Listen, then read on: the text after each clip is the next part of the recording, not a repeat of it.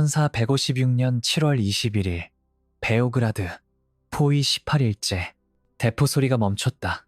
처음으로 완전히 그 침묵이 더 무서웠다.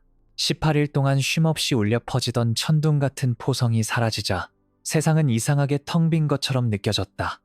귀는 여전히 윙윙거렸다. 고막이 찢어질 듯한 폭음의 잔향이 머릿속에서 메아리쳤다. 공기는 화약 냄새로 질식할 것 같았고 그보다 더 끔찍한 것은 타버린 살점의 악취였다. 달콤하면서도 역겨운, 한 번 맡으면 평생 잊을 수 없는 그 냄새. 지옥에서나 맡을 법한 해는 폐허 위로 무심하게 떠올랐다. 7월의 뜨거운 햇살이 재와 돌을 비췄다. 부서진 탑들이 부러진 이빨처럼 하늘을 향해 솟아 있었다. 성벽은 금이 가고 무너져 내렸다. 해자는 시체로 가득 차 있었다. 물은 진작에 피로 변했고 여름 열기에 썩어가는 사체들이 부풀어 올라 물 위로 떠올랐다. 까마귀들이 잔치를 벌이고 있었다. 도시는 더 이상 도시가 아니었다. 거대한 무덤이었다. 살아있는 자들의 무덤. 연기가 천천히 흩어지면서 드러나는 광경은 지옥 그 자체였다. 돌담은 검게 그을려 있었고 곳곳에 포탄 자국이 구멍처럼 뚫려 있었다. 벽돌 더미, 부러진 목재, 녹아내린 금속 덩어리들. 피가 돌 틈새로 스며들어 검붉은 작은 강을 만들었다. 발을 디딜 곳마다 무언가가 부서졌다. 뼈였는지 돌이었는지 구분이 가지 않았다. 파리떼가 구름처럼 몰려들었다. 그들의 윙윙거림이 새로운 음악이 되었다. 죽음의 합창, 끝없는 진원곡. 살아남은 자들은 더 이상 인간처럼 보이지 않았다. 눈은 텅 비어 있었다. 영혼이 이미 떠나간 듯한 시선. 귀는 며칠간의 끊임없는 폭격으로 반쯤 먹통이 되었다. 누군가 말을 걸어도 고개만 돌릴 뿐 대답하지 못했다. 그들은 유령처럼 움직였다. 말없이 기계적으로 무너진 벽을 고치고 죽은 자를 치우고 다시 벽 위로 올라갔다. 어떤 이는 자기 이름조차 기억하지 못했다. 어떤 이는 이미 죽은 동료와 대화를 나누고 있었다. 괜찮아. 조금만 더 버티면 돼. 하지만 그 동료는 사흘 전에 머리가 날아갔다. 그 자리에 있는 것은 환영이었다. 아니면 죄책감이었다. 정신은 몸보다 먼저 무너졌다. 희망은 없었다. 그것만은 분명했다. 하늘을 올려다보면 보였다. 오스만 제국의 초승달 깃발이 성벽 일부에 꽂혀 펄럭이고 있었다. 붉은 바탕의 황금색 초승달. 그것은 선언이었다. 우리가 이겼다고. 너희는 끝났다고. 너희 신은 우리 신에게 졌다고. 그리고 그 깃발 아래 예니체리 군단이 이미 안에 들어와 있었다. 예니체리. 그 이름만으로도 유럽 전역이 떨었다. 술탄의 개인 친위대. 어릴 때 기독교 가정에서 강제로 끌려와 이슬람으로 개종당한 아이들. 그들은 가족도 고향도 신앙도 빼앗겼다. 오직 술탄에 대한 충성만 남았다. 그들은 죽음을 두려워하지 않았다. 아니, 죽음을 환영했다. 순교는 천국으로 가는 길이었으니까. 천국에서 72명의 처녀가 기다리고 있다고 배웠으니까. 유럽에서 가장 정예인 병사들, 술탄의 칼날, 죽음 그 자체. 그들이 한 번 들어온 요새는 절대 빠져나가지 않았다. 콘스탄티노플이 그랬다. 테살로니키가 그랬다. 스멜레보가 그랬다. 이제 베오그라드 차례였다. 역사가 그것을 증명했다. 끔찍하게, 반복적으로. 그러나 2명의 늙은 남자가 항복을 거부했다. 야누스 후녀디, 헝가리의 전설적인 장군. 70세, 몸은 열병으로 타들어가고 있었다. 손은 떨렸고 걸을 때마다 비틀거렸다. 하지만 눈빛만은 여전히 불타고 있었다. 그는 평생 오스만과 싸웠다. 이기고 지고 또 이겼다. 영웅이라 불렸고 배신자라 욕먹었다. 귀족들은 그를 미워했고 농민들은 그를 숭배했다. 이제 그에게 남은 것은 이 마지막 전투뿐이었다. 마지막 기회, 마지막 숨, 그리고 조반니 다 카피스트라노, 광신적인 프란치스코의 수도사. 작고 마른 몸, 70세의 노인이 거대한 나무 십자가를 높이 들고 성벽을 오르내렸다. 그의 목소리는 천둥 소리보다 컸다. 하나님이 우리와 함께 하신다. 두려워 말라. 그는 믿었다. 진심으로, 미친 듯이. 신앙이 대포를 막을 수 있다고. 기도가 칼보다 강하다고. 기적이 곧 일어날 것이라고. 한 명은 논리로 싸웠다. 한 명은 믿음으로 싸웠다. 둘 다 미쳤다. 아니면 성인이었다. 때로는 그 둘이 같은 것이기도 했다. 그리고 이 두 늙은 미치광이가 유럽의 마지막 희망이었다. 얼마나 비참한가, 얼마나 역설적인가. 그들의 마지막 저항을 이해하기 전에 우리는 돌아가야 한다. 3년 전으로, 폭풍이 시작된 곳으로, 세상이 끝난 그날로, 불가능이 가능이 되고 천년의 역사가 하루 만에 무너진 그날로, 1453년 5월 29일 콘스탄티노플 함락. 천년이 무너지는 데는 하루면 충분했다. 로마 제국의 마지막 조각, 기독교 세계의 심장, 불가침의 도시. 그 모든 것이 하루아침에 사라졌다. 세상이 끝났다고 사람들은 말했다. 그들이 틀리지 않았다. 어떤 세상은 정말로 끝났다. 콘스탄티노플의 성벽은 전설이었다. 단순한 방어시설이 아니라 신화였다. 삼중 성벽, 외벽, 내벽, 그리고 그 사이에 거대한 해자. 높이 12m의 외벽 뒤로 20m 높이의 내벽이 솟아 있었다. 외벽이 뚫려도 내벽이 있고 내벽 위에는 96개의 탑이 하늘을 찔렀다. 1000년 동안 그 어떤 군대도 이 벽을 넘지 못했다. 아랍인들이 두 번 왔다. 717년과 718년. 그들은 콘스탄티노플 앞에서 무릎 꿇었다. 불가르인들이 왔다. 그들도 깨졌다. 바이킹이 왔다. 페르시아인이 왔다. 모두 실패했다. 십자군마저 1204년에 오직 배신과 내부자의 도움으로만 들어올 수 있었다. 성벽은 단순한 돌이 아니었다. 그것은 신의 의지였다. 하나님이 직접 이 도시를 보호한다고 사람들은 믿었다. 성모 마리아가 성벽 위를 거닌다는 환영을 보았다고 주장하는 이들도 있었다. 영원히, 영원히 그 단어가 1000년 동안 메아리 쳤다. 그러나 1453년 21살의 술탄 메흐메드 2세가 도착했을 때 그는 새로운 것을 가져왔다. 산업혁명 이전 시대의 산업무기, 대포. 하지만 보통 대포가 아니었다. 괴물이었다. 우르반 대포. 헝가리 출신 기술자 우르반이 메흐메드를 위해 설계한 악마의 창조물. 길이 8m, 무게 18톤. 포탄 하나의 무게가 600kg. 성인 남자 10명의 무게. 돌로 깎은 거대한 공. 그것을 제자리로 옮기는데 60마리의 황소와 700명의 인부가 필요했다. 한번 발사하면 지면이 진동했다. 10km 밖에서도 그 천둥 소리가 들렸다. 대포가 너무 뜨거워져서 한 번 쏘고 나면 식히는데 3시간이 걸렸다. 처음 발사되었을 때 콘스탄티노플 사람들은 성벽 위에서 그것을 지켜봤다. 어떤 이는 웃었다. 저 괴물이 우리 성벽을 어떻게 하겠어. 1000년을 견딘 벽인데. 첫 포탄이 벽에 부딪혔을 때 돌먼지, 구름이 피어올랐다. 연기가 거치자 사람들은 숨을 죽였다. 벽에 큰 금이가 있었다. 아직 뚫리지는 않았다. 하지만 금이 갔다. 일주일 후 그들은 더 이상 웃지 않았다. 매일 아침 대포가 불을 뿜었다. 땅이 흔들렸다. 돌이 부서지는 소리가 도시 전체에 울려 퍼졌다. 처음에는 작은 금이었다. 그 다음 날엔 조금 더 컸다. 그리고 조금 더.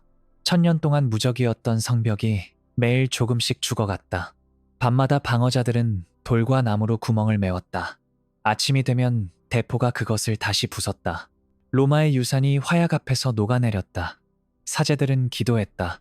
수도사들은 성벽 위로 성유물을 들고 행진했다. 소용없었다. 신은 대포알 앞에서 침묵했다. 53일간의 포위 끝에 5월 29일 새벽 1시 최후의 공격이 시작되었다. 모든 대포가 동시에 발사되었다. 하늘이 불타는 것 같았다. 새벽 4시 성벽 일부가 무너졌다. 오스만 군대가 쏟아져 들어왔다. 황제 콘스탄티누스 11세는 왕궁에 있었다. 신하들이 달려왔다. 폐하, 배가 준비되어 있습니다. 도망치십시오. 황제는 고개를 저었다. 그는 자주색 왕실 예복을 벗어던졌다. 그 아래 입고 있던 갑옷을 드러냈다. 왕관도 벗어던졌다. 도시가 떨어진다. 나는 도시와 함께 떨어질 것이다. 그는 검을 뽑아들고 성벽으로 달려갔다. 로마 제국의 마지막 황제가 일반 병사처럼 싸웠다. 그의 시신은 끝내 발견되지 않았다. 아마도 시체 더미 속 어딘가에 이름 없는 전사로 황제인지도 모르는 채 묻혔을 것이다. 약탈은 3일간 계속되었다. 메흐메드가 명령했다. 3일간 도시는 너희 것이다. 거리는 피로 물들었다. 성소피아 대성당에서 수천 명이 피신해 있었다. 사제들이 마지막 미사를 올리고 있었다. 그들은 기도했다. 기적을 위해 천사가 내려와 그들을 구해줄 것이라고. 문이 부서지는 소리가 들렸다. 예니체리들이 들어왔다. 천사는 오지 않았다. 학살이 시작되었다. 재단이 피로 물들었다. 천년의 기도가 비명으로 끝났다. 유럽은 충격과 공포에 빠졌다. 교황이 울었다. 왕들이 떨었다. 콘스탄티노플이 무너질 수 있다면 무엇이든 무너질 수 있었다. 신의 보호라는 개념 자체가 산산조각 났다. 기도만으로는 부족했다. 성인의 유골도 소용없었다. 이제 유럽을 구할 것은 기적이 아니라 화약이었다. 그리고 메흐메드는 이제 막 시작했을 뿐이었다. 그는 북쪽을 바라봤다. 도나우, 강 너머, 헝가리, 그리고 베오그라드. 유럽의 자물쇠라 불리는 요새. 그것이 떨어지면 비엔나로 가는 길이 열렸다. 비엔나가 떨어지면 독일이 열렸다. 그리고 그 너머 로마. 메흐메드는 미소 지었다. 콘스탄티노플의 열쇠를 얻었으니 이제 유럽의 자물쇠를 부술 차례였다. 그는 이미 베오그라드의 지도를 펼쳐놓고 있었다. 콘스탄티노플이 무너진 후 유럽은 공포에 떨었다. 하지만 공포만으로는 군대가 모이지 않는다. 특히 헝가리에서는 1456년 헝가리는 혼돈 그 자체였다. 왕은 있었다. 라디슬라우스 5세, 16살, 아이였다. 실권은 없었다.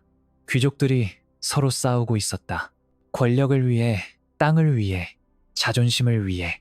오스만이 코앞에 있는데도 그들은 서로를 더 미워했다. 굴고는 텅 비어 있었다. 군대는 없었다. 통일도 없었다. 헝가리는 이미 무너지고 있었다. 메흐메드가 오기도 전에 이 혼돈 속에서 한 사람이 다시 일어났다. 야노스 후녀디, 70세.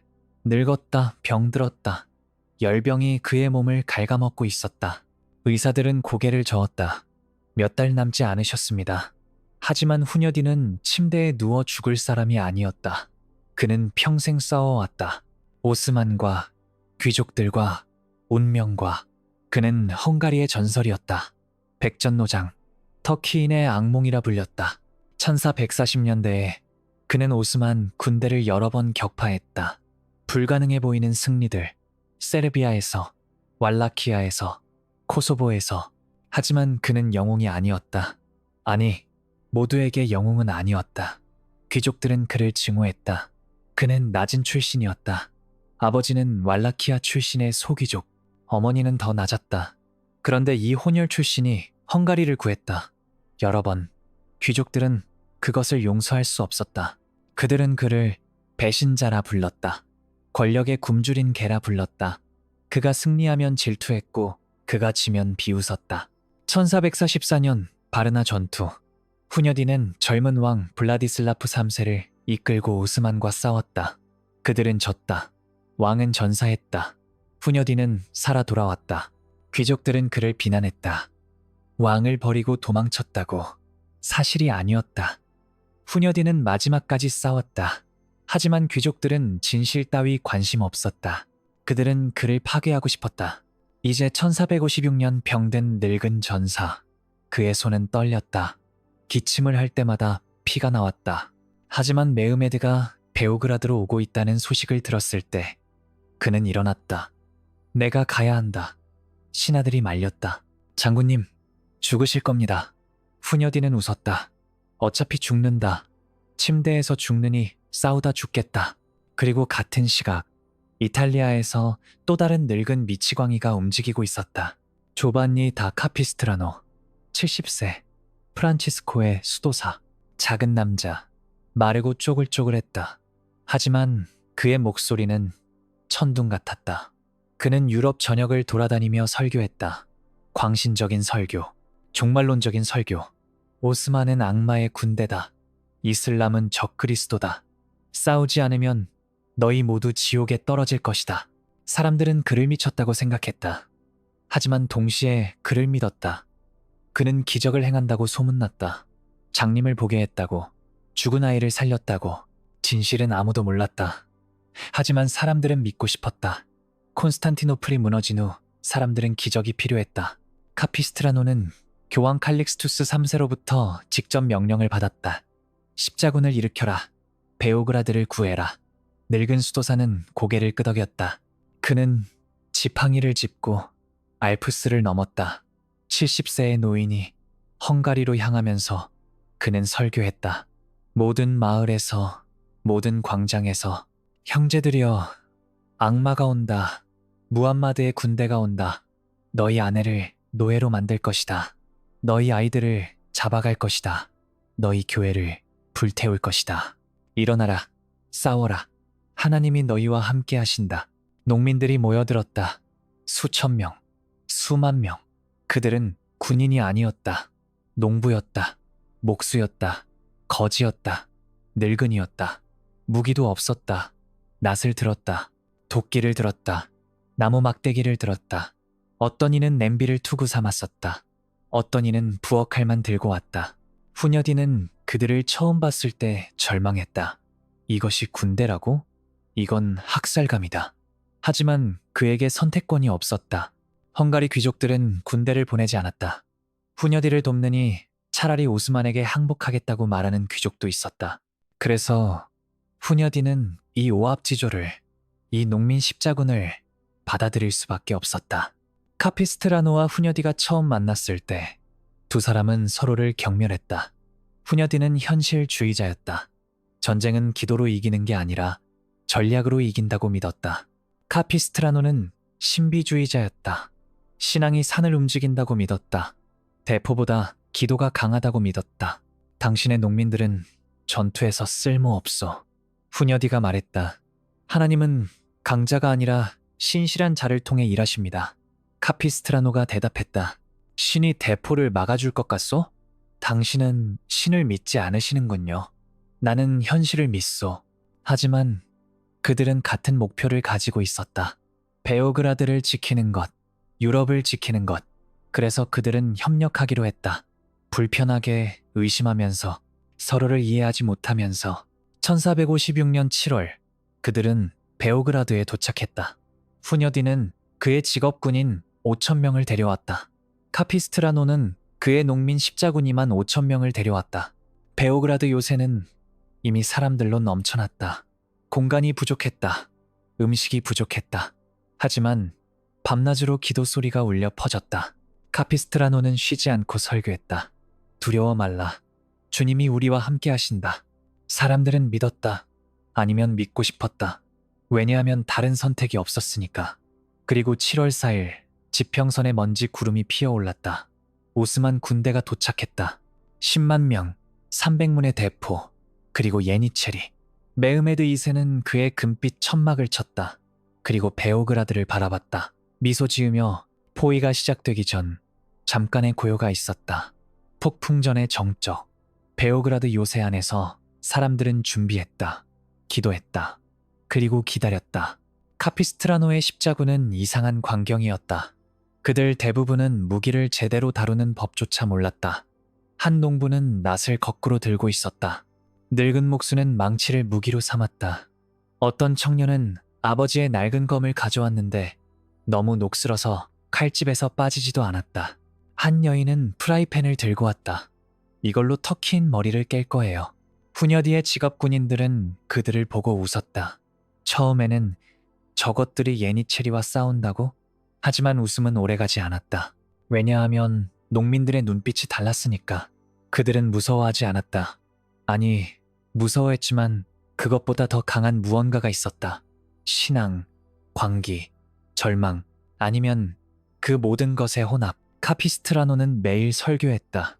새벽부터 밤까지. 그의 목소리는 쉬지 않았다. 너희는 하나님의 전사다. 천사들이 너희 곁에서 싸울 것이다. 두려워 말라. 죽음은 끝이 아니라 시작이다. 순교자는 곧바로 천국으로 간다. 사람들은 울었다. 열광했다. 그들은 자신들이 성전에 참여하고 있다고 믿었다. 선과 악의 최후 전투. 그리고 하나님이 그들 편이라고 믿었다. 후녀디는 조용히 지켜봤다. 그는 종교적인 사람이 아니었다. 그는 전술을 믿었다. 전략을 믿었다. 하지만 그는 또한 알았다. 때로는 믿음이 전략보다 강하다는 것을, 두려움 없는 군대는 무적이다. 미친 군대는 예측 불가능하다. 그리고 예측 불가능한 적은 가장 위험하다. 7월 3일 밤 후녀디와 카피스트라노는 마지막 회의를 했다. 촛불 아래서 지도를 펼쳐놓고 내일 그들이 온다.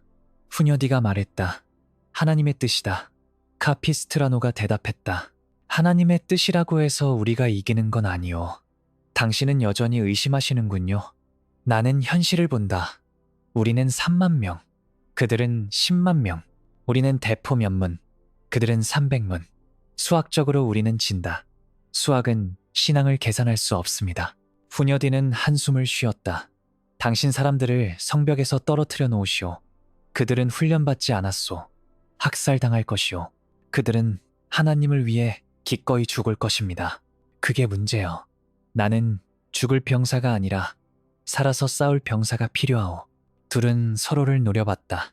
논리와 신앙, 현실과 기적. 결국 카피스트라노가 말했다. 좋습니다. 제 사람들은 예비로 남겨두겠습니다. 하지만 하나님이 신호를 보내시면 그들을 막을 수 없을 것입니다. 무슨 신호? 그건 하나님만이 아십니다. 후녀디는 대답하지 않았다. 그는 창밖을 내다봤다.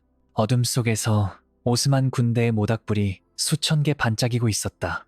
마치 별들이 땅으로 떨어진 것 같았다. 아름답고 끔찍했다. 다음 날 아침 7월 4일 메흐메드 2세의 군대가 베오그라드에 도착했다. 그 광경은 잊을 수 없는 것이었다. 지평선에서 지평선까지 군대가 펼쳐져 있었다. 보병, 기병, 포병, 깃발이 바람에 펄럭였다. 수백 개의 깃발, 빨강, 금색, 초록, 북소리가 울렸다. 규칙적이고 최면적이고 끝없었다. 땅이 그들의 발걸음으로 진동했다. 메흐메드는 도나우 강을 따라 자리를 잡았다. 그의 함대가 강을 봉쇄했다. 200척의 배, 아무도 들어올 수 없었다. 아무도 나갈 수 없었다. 베오그라드는 완전히 고립되었다. 그리고 대포들이 자리를 잡기 시작했다. 천천히, 신중하게, 거대한 괴물들이 요새를 향해 입을 벌렸다. 후녀디는 성벽 위에서 그것을 지켜봤다. 그는 수를 세었다. 20개, 40개, 100개. 그는 세는 것을 포기했다. 너무 많았다. 해질녘 메흐메드는 사신을 보냈다. 항복 요구였다. 베오그라드를 넘겨라. 그러면 목숨은 살려주겠다. 후녀디는 사신을 만났다. 술탄에게 전하시오. 우리는 항복하지 않는다고. 그가 이 요새를 원한다면 피로 사야 할 것이라고. 사신은 돌아갔다. 메흐메드는 메시지를 듣고 웃었다. 좋다. 피를 원한다면 피를 주겠다. 7월 5일 새벽 첫 번째 대포가 발사되었다. 그 소리는 물리적인 타격이었다. 가슴을 때리는 주먹 같았다. 사람들은 비틀거렸다. 귀가 먹먹해졌다. 포탄이 성벽에 부딪혔고 돌 조각이 사방으로 튀었다. 한 병사의 얼굴에 돌파편이 밝혔다. 그는 비명도 지르지 못하고 쓰러졌다. 그리고 두 번째 대포가 쏘았다. 세 번째, 네 번째. 곧 모든 대포가 일제히 불을 뿜기 시작했다. 교향곡, 죽음의 교향곡. 소리가 겹쳐져서 하나의 거대한 천둥이 되었다. 끝없는 천둥. 도시가 흔들렸다. 건물이 흔들렸다. 성벽이 흔들렸다. 사람들의 뼈가 흔들렸다. 먼지가 공기를 가득 채웠다. 숨을 쉴 때마다 돌가루가 폐로 들어갔다. 사람들은 기침했다. 피를 토했다. 하지만 폭격은 멈추지 않았다. 첫날 하루 종일 폭격이 계속되었다. 해가 지고 나서야 멈췄다. 침묵이 찾아왔을 때 그것은 폭격보다 더 무서웠다. 귀가 윙윙거렸다. 세상이 이상하게 조용했다. 사람들은 서로를 보고 말을 걸었지만 듣지 못했다. 귀가 일시적으로 먹통이 되었다. 밤이 되자 사람들은 일어나 벽을 수리하기 시작했다. 돌을 옮기고 나무를 쌓고 진흙으로 틈을 메웠다. 카피스트라노는 십자가를 들고 그들 사이를 걸었다. 잘하고 있다. 하나님이 보고 계신다. 천사들이 너희를 돕고 있다. 어떤 이는 그의 말을 믿었다. 어떤 이는 믿고 싶었다. 어떤 이는 그냥 이랬다. 생각하지 않기 위해. 다음 날 아침 폭격이 다시 시작되었다. 그리고 그 다음 날, 그리고 그 다음 날. 매일 해가 뜨면 대포가 울렸다. 해가 지면 멈췄다. 밤에는 수리, 아침에는 파괴, 끝없는 사이클. 10일째 되던 날 하부 도시가 무너졌다. 목조 건물들이 불타고 무너졌다. 민간인들이 성체로 도망쳤다. 이제 남은 것은 돌로 된 요새뿐이었다. 마지막 방어선, 마지막 희망. 후녀디는 벽 위에서 전투를 지휘했다. 70세의 노인이 갑옷을 입고 칼을 들었다. 열병으로 몸이 타올랐지만 그는 쓰러지지 않았다. 의지력만으로 서 있었다. 병사들은 그를 보고 힘을 얻었다. 장군님도 버티시는데 우리가 무너질 수 있나? 하지만 모두가 알고 있었다. 이건 시간 문제라는 것을. 오스만은 끝없는 탄약을 가지고 있었다. 끝없는 병사를 가지고 있었다. 그들은 기다릴 수 있었다. 베오그라드는 기다릴 수 없었다. 식량이 떨어지고 있었다. 물이 부족해지고 있었다. 그리고 사람들의 희망이 조금씩 죽어가고 있었다. 그러나 10일간의 포격은 시작에 불과했다. 메흐메드는 인내심이 많은 사람이었다. 그는 콘스탄티노플을 53일 동안 포위했다. 베오그라드도 그만큼 기다릴 수 있었다. 11일째, 새로운 공포가 시작되었다. 지하에서 오스만 공병들이 땅을 파기 시작했다. 성벽 아래로 터널을 뚫었다. 방어자들은 땅 밑에서 들려오는 소리를 들었다. 곡괭이 소리, 삽소리, 발소리. 누군가 그들 발밑을 파고 있었다. 밤이면 더 분명했다. 귀를 땅에 대면 들렸다. 파고, 파고, 파고. 그들이 우릴 무너뜨리려 한다. 한 병사가 속삭였다. 성벽 밑에 화약을 심을 거야. 그럼 그는 말을 끝내지 못했다. 모두가 알았다. 화약이 터지면 성벽 전체가 무너질 것이다. 그리고 그 틈으로 예니체리가 쏟아져 들어올 것이다. 후녀디는 대응 명령을 내렸다. 우리도 판다. 그들의 터널을 찾아 무너뜨려라. 방어자들이 맞터널을 파기 시작했다. 어둠 속에서 좁은 터널 안에서 그들은 적을 찾아 헤맸다. 끔찍한 작업이었다. 공기가 부족했다. 촛불이 자꾸 꺼졌다. 흙이 무너져 내렸다. 어떤 이는 산채로 묻혔다. 비명조차 들리지 않았다. 그냥 사라졌다. 그리고 어느 날 밤 두 터널이 만났다. 어둠 속에서 칼이 번쩍였다. 비명, 피, 맹목적인 공포. 누가 적인지 구분할 수 없었다. 모두가 흙투성이었다. 모두가 피투성이었다. 그들은 어둠 속에서 서로를 죽였다. 칼로, 손으로, 이빨로. 원시적인 전투. 인간이 짐승이 되는 순간 지상에서는 폭격이 계속되었다. 지하에서는 사륙이 계속되었다. 베오그라드는 위와 아래에서 동시에 죽어가고 있었다. 15일째, 7월 18일 큰 폭발이 있었다. 오스만 공병들이 성공했다. 화약이 터졌다. 땅이 흔들렸다. 거대한 굉음. 그리고 성벽 일부가 40피트 길이가 무너져 내렸다. 먼지, 구름이 하늘을 가렸다. 먼지가 걷히자 모두가 숨을 죽였다. 성벽에 거대한 구멍이 뚫려 있었다.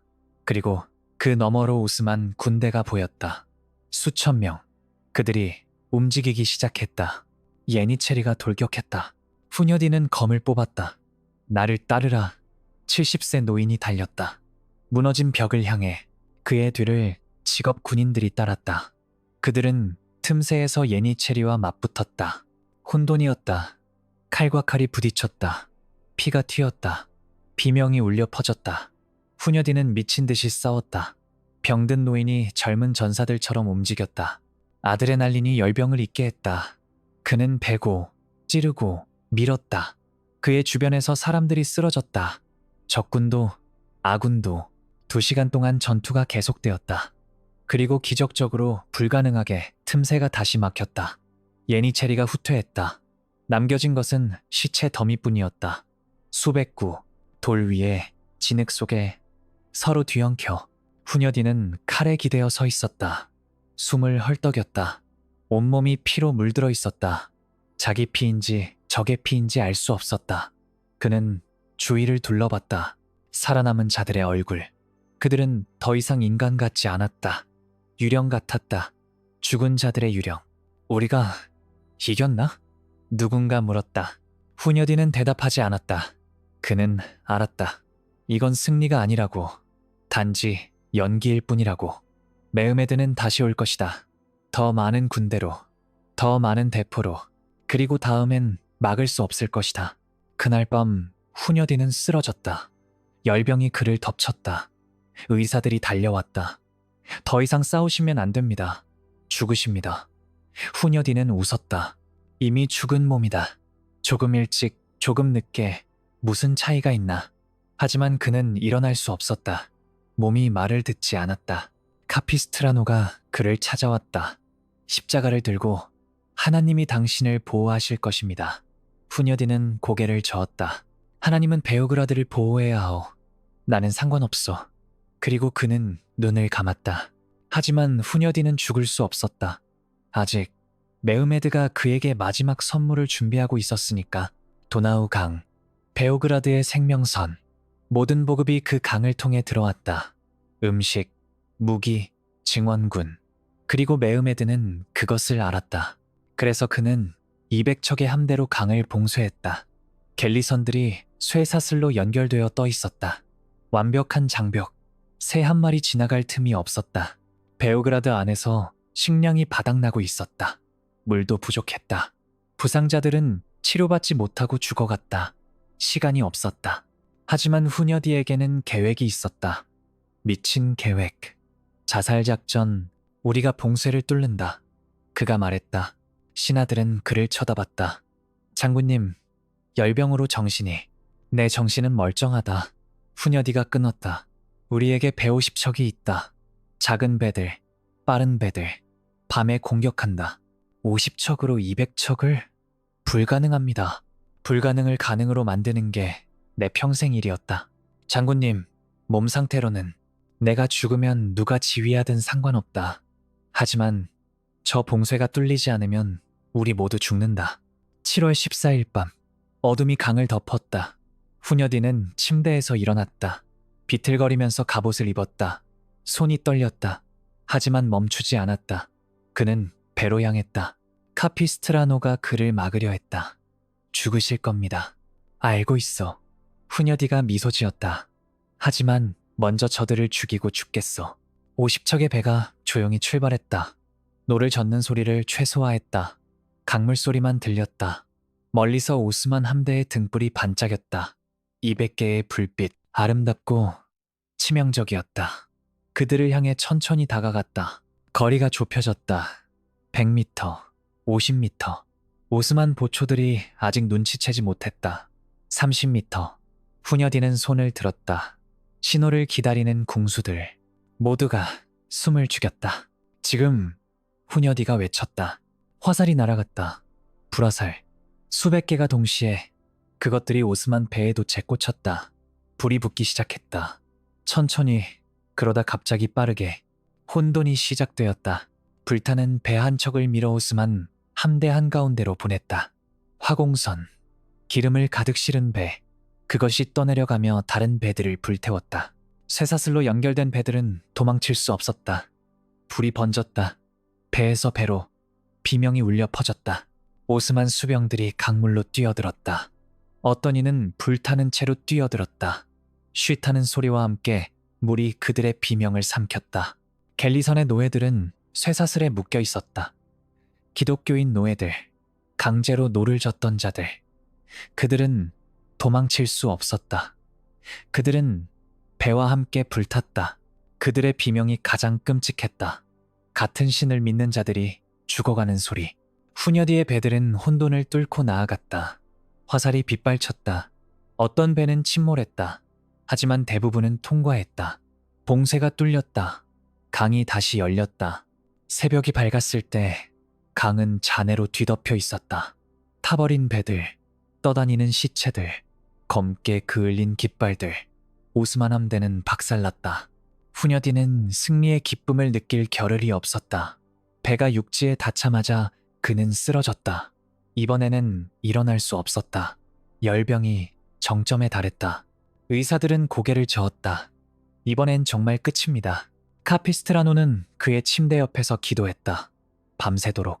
주님, 이 사람을 데려가지 마소서. 아직 때가 아닙니다. 매음에 드는 소식을 들었다.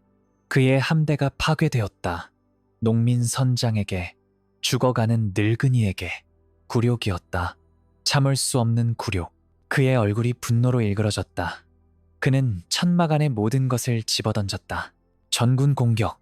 그가 명령했다. 더 이상 기다리지 않는다. 베오그라드를 짓밟아라. 돌 하나 남기지 마라. 한 명도 살려두지 마라. 최후의 공격이 다가오고 있었다. 7월 21일, 18일째. 모든 대포가 동시에 불을 뿜었다. 그 소리는 하늘이 찢어지는 것 같았다. 단순한 소음이 아니었다. 물리적인 폭력이었다. 공기 자체가 무기가 되었다. 사람들의 코에서 피가 흘렀다. 귀에서 피가 흘렀다. 어떤 이는 그 자리에서 기절했다. 포탄이 비처럼 쏟아졌다. 성벽이 부서졌다. 탑이 무너졌다. 돌 조각이 사방으로 날아가 사람들을 죽였다. 대포알보다 돌파편이 더 많은 사람을 죽였다. 방어자들은 숨을 곳이 없었다. 땅에 엎드려도 소용없었다. 죽음이 위에서, 옆에서, 모든 방향에서 왔다. 1시간 동안 폭격이 계속되었다. 그리고 침묵이 왔다. 그 침묵이 더 무서웠다. 왜냐하면 모두가 알았으니까. 다음에 오는 것이 무엇인지. 예니첼이었다. 그들이 천천히 전진했다. 대열을 이루며 북소리에 맞춰 규칙적으로, 기계처럼. 1만 명, 흰 모자, 붉은 옷, 반짝이는 칼, 죽음의 행렬. 그들은 달리지 않았다. 걸었다. 천천히, 확신에 차서. 왜냐하면 그들은 알았으니까. 자신들이 이긴다는 것을 항상 이겼으니까. 콘스탄티노플에서, 모든 곳에서 방어자들은 성벽 위에서 그들을 지켜봤다. 손이 떨렸다. 무릎이 떨렸다. 어떤 이는 기도했다. 어떤 이는 울었다. 어떤 이는 그냥 멍하니 서 있었다. 정신이 이미 깨져버렸다. 예니체리가 성벽에 도달했다. 사다리를 세웠다. 그리고 올라오기 시작했다. 화살이 그들을 맞췄다. 총알이 그들을 뚫었다. 그들은 떨어졌다. 하지만 뒤에서 다른 이가 올라왔다. 끝없이 기계처럼 한 예니체리가 성벽 위에 올라왔다. 방어자 하나가 그를 칼로 베었다. 예니체리는 웃으며 죽었다. 천국이 나를 기다린다. 그의 마지막 말이었다. 그의 눈은 평화로웠다. 더 많이 올라왔다. 10명, 20명, 100명. 성벽 위에서 백병전이 시작되었다. 칼과 칼, 주먹과 주먹, 이빨과 이빨. 사람들은 미쳐갔다. 인간성이 벗겨졌다. 남은 것은 생존 본능뿐이었다. 그리고 한 지점에서 예니체리가 돌파했다. 그들이 성벽 안으로 들어왔다. 오스만 깃발이 올라갔다. 초승달이 베오그라드 성벽 위에서 펄럭였다. 승리의 상징. 카피스트라노가 그것을 봤다. 늙은 수도사는 멈춰섰다. 그의 눈이 크게 떠졌다. 신호다. 그가 속삭였다. 하나님의 신호다. 그는 거대한 십자가를 들어올렸다. 그의 목소리가 터져나왔다. 70세 노인의 목소리가 천둥처럼 울렸다. 지금이다. 하나님이 부르신다. 나를 따르라. 천국이 우리를 기다린다. 농민 십자군이만 5천 명이 움직였다. 후녀디의 명령도 없이, 전략도 없이, 그냥 믿음으로, 광기로 그들은 소리쳤다. 데우스, 불트, 하나님이 원하신다. 그들은 달렸다. 성벽을 향해, 예니체리를 향해, 죽음을 향해, 아니 천국을 향해. 미친 광경이었다. 낫을 든 농부가 예니체리와 싸웠다. 망치를 든 노인이 정의 전사를 때렸다. 프라이팬을 든 여인이 적의 머리를 깼다. 논리적으로 말이 안 되었다. 하지만 일어나고 있었다. 현실이 되고 있었다. 예니체리는 혼란스러웠다. 이건 군대가 아니었다. 이건 폭도였다. 미친 폭도. 그들은 죽음을 두려워하지 않았다. 죽으면 천국에 간다고 믿었다. 그들은 파도처럼 밀려왔다. 끝없는 인간 파도. 후녀디는 침대에서 소리를 들었다. 비명과 기도와 강철이 부딪히는 소리. 그는 일어났다. 비틀거리며 일어났다. 내 말을 준비시켜라. 의사들이 막으려 했다. 그는 그들을 밀쳤다. 역사가 밖에서 만들어지고 있다. 나는 침대에서 죽지 않는다. 그는 갑옷을 입었다. 칼을 들었다. 말에 올랐다. 그리고 그의 5천 정예병을 이끌고 전장으로 향했다. 마지막 돌격, 측면 공격. 예니체리는 두 방향에서 공격당했다. 앞에서는 미친 농민들, 옆에서는 직업 군인들. 그들의 완벽한 대열이 무너지기 시작했다. 메흐메드는 멀리서 전투를 지켜보고 있었다. 그의 황금 천막에서 그는 믿을 수 없었다. 예니체리가 밀리고 있었다. 그의 무적의 군대가 농민들에게, 낫과 망치를 든 농민들에게 불가능하다. 그가 속삭였다. 하지만 그의 눈앞에서 일어나고 있었다. 예니체리들이 후퇴하기 시작했다. 천천히, 그러다 빠르게 그들의 완벽한 대열이 무너졌다. 공황이 번졌다. 한 명이 달아나면 10명이 따라갔다. 10명이 달아나면 100명이 따라갔다. 역사상 처음으로 예니체리가 도망치고 있었다. 메흐메드는 말에 올랐다. 내가 직접 간다. 그는 검을 뽑아들고 전장을 향해 질주했다. 술탄이 직접 전투에 나서는 것은 전례 없는 일이었다. 위험했다. 미친 짓이었다. 하지만 그는 절망했다. 이 전투를 잃으면 모든 것을 잃는다. 그의 명성, 그의 제국, 그의 꿈, 콘스탄티노플의 정복자가 베오그라드의 패배자가 되는 것이다. 그가 전선에 도달했을 때 혼돈이 그를 삼켰다. 병사들이 사방에서 달려갔다. 비명과 기도가 뒤섞였다. 그리고 화살이 날아왔다. 어디선가 그것이 그의 허벅지에 밝혔다. 통증이 그를 관통했다. 그는 비틀거렸다. 피가 흘렀다. 따뜻하고 끈적했다. 호위병들이 달려왔다. 술탄님, 물러나셔야 합니다. 아니다. 우리는 이긴다. 나는 물러서지 않는다. 하지만 또 다른 화살이 날아왔다. 이번엔 어깨에 갑옷의 틈새를 뚫고 메흐메드가 말에서 떨어질 뻔했다. 호위병들이 그를 붙잡았다. 술탄님, 제발. 주변의 오스만 병사들이 그것을 봤다. 술탄이 부상당했다. 술탄이 쓰러졌다. 그것은 재앙이었다. 군대에게 술탄은 신이었다. 신이 무너지면 모든 것이 무너진다. 술탄이 죽었다. 누군가 소리쳤다. 사실이 아니었다. 하지만 전장에서 소문은 진실보다 빨랐다. 진실보다 강했다. 오스만 군대가 무너졌다. 완전히. 예니체리들이 달아났다. 시파이 기병들이 말을 돌렸다. 아나톨리아 보병들이 무기를 버렸다. 10만 명의 군대가 공황 속에서 녹아내렸다. 질서정연한 제국 군대가 도망치는 폭도가 되었다. 후녀디는 그것을 봤다. 피투성이가 된 얼굴로 그는 웃었다. 믿을 수 없다는 듯이 우리가 이겼다. 그리고 쓰러졌다. 말에서 떨어졌다. 마치 실이 끊긴 인형처럼 부하들이 그를 붙잡았다. 장군님, 우리가 이겼나? 그가 물었다. 눈을 뜨지도 못한 채. 예, 장군님, 이겼습니다. 그들이 달아나고 있습니다. 그럼 됐다. 그의 눈이 감겼다. 미소를 지은 채 카피스트라노는 십자가를 높이 들었다. 그의 목소리가 하늘로 올라갔다. 하나님께 영광을. 기적이다. 기적이 일어났다. 하나님이 우리 편에서 싸우셨다. 농민들이 울고 웃었다. 동시에 그들은 무릎 꿇고 기도했다. 피투성이가 된 채로 땅바닥에서 손에는 여전히 무기를 쥐고 감사합니다, 주님. 감사합니다. 우리를 구해주셔서. 어떤 이는 웃다가 울었다. 어떤 이는 울다가 웃었다. 어떤 이는 그냥 주저앉아 하늘을 멍하니 바라봤다. 살아있다는 게 믿기지 않았다. 이겼다는 게 현실 같지 않았다. 전장은 끔찍했다. 시체로 뒤덮여 있었다. 수천 구, 수만 구, 오스만과 기독교인이 뒤섞여 누워 있었다. 적과 아군의 구분이 없었다. 모두 똑같이 죽어 있었다. 피가 강을 이뤘다. 땅이 피를 더 이상 흡수하지 못했다. 까마귀들이 모여들기 시작했다. 그들의 잔치가 시작되었다. 밤이 찾아왔다. 느리고 무겁게. 연기가 천천히 흩어졌다. 별들이 나타났다. 무심하게 반짝였다. 마치 아무 일도 없었던 것처럼, 마치 세상이 변하지 않은 것처럼. 메흐메드는 후퇴했다. 그의 군대를 이끌고 남쪽으로. 천막을 버리고, 대포를 버리고, 자존심을 버리고.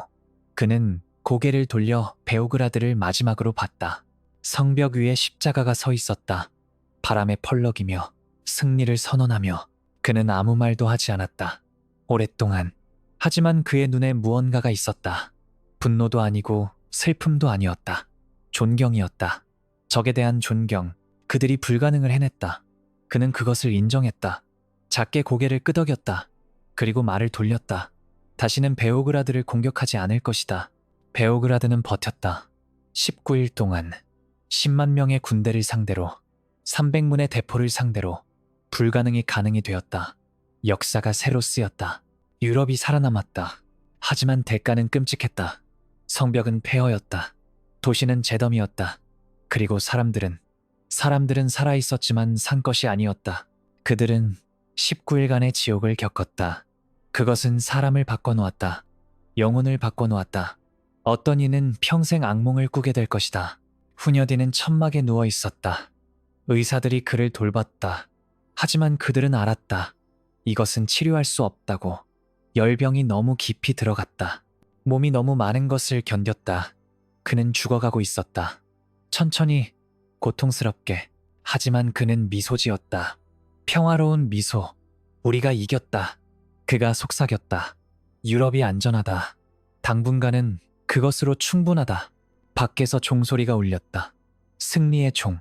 모든 교회에서, 베오그라드에서, 헝가리에서, 이탈리아에서, 유럽 전역에서 교황이 명령했다. 정오마다 종을 울리라고. 영원히 베오그라드의 기적을 기억하라고. 사람들은 거리로 쏟아져 나왔다. 울고 웃고 기도했다. 기적이 일어났다고. 하나님이 그들을 구했다고. 하지만 후녀디는 그 소리를 들을 수 없었다. 그는 이미 어둠 속으로 빠져들고 있었다. 평생의 전투가 끝나가고 있었다. 8월 11일, 포위가 끝난 지 3주 후, 야노스 후녀디는 죽었다. 열병이 그를 이겼다. 오스만은 이기지 못했지만 질병이 이겼다. 그는 70세였다. 평생을 전쟁터에서 보냈다. 마지막 숨까지. 그의 장례식에 수천 명이 왔다. 귀족들도 왔다. 그를 미워했던 귀족들도. 왜냐하면 그가 없었다면 그들도 없었을 테니까. 헝가리도 없었을 테니까. 농민들이 울었다. 그들의 영웅이 떠났다. 카피스트라노는 2달을 더 살았다. 그도 전염병에 걸렸다. 10월 23일 그는 평화롭게 죽었다. 십자가를 품에 안고 미소를 지으며 그는 자신의 임무를 완수했다. 하나님의 뜻을 이뤘다고 믿었다. 메흐메드 2세는 30년을 더 살았다. 그는 계속 정복했다.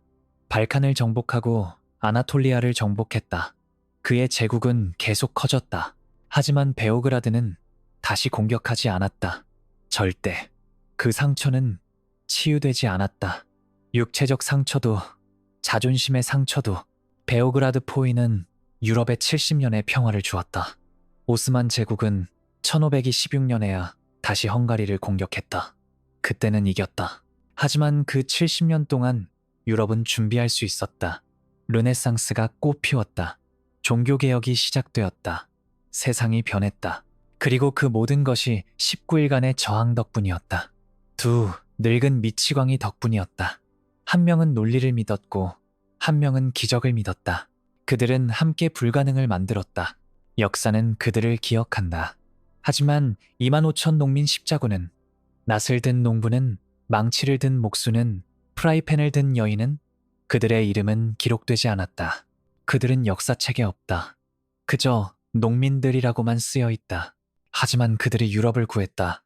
이름 없는 그들이, 천국의 약속만 믿고 싸운 그들이, 19일간 지옥을 견딘 그들이. 베오그라드의 성벽은 아직도 서 있다.